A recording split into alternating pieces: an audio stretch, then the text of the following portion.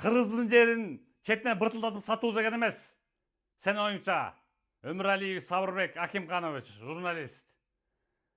Бирөө ачып алыптыр, андай композиттин аты менен любой киши ачып койсо болот. Кыргыз жер коому деп бир ком ачып коюптур. Анан азыр 100 сомго ачып алсаң болот. Ачып койсо ошого журналист болуп кире калып, анан мен жер алып берем деп, ошо атына жаманып ошо. Кыргыз жер коому деген атка жаманып туруп. Анан мен сага жер сатам деп бир Тентимишева деген гражданкадан 300 000 сом алыпсың дагы. Өмүралиев Сабырбек Акимханович. Мына фотографиясын көрүп койгула. 50 жашта өзү. Мен сүйлөп кетер zaman чыгат. Под криминальный музыку.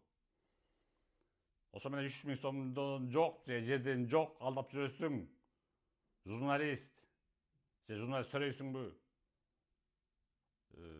Өмүралиев Сабырбек Акимханович. Жөн берип кой, уктуңбу? Акчасын берип кой. Келжиребей. Мына көрүп кой ошол. Журналистти.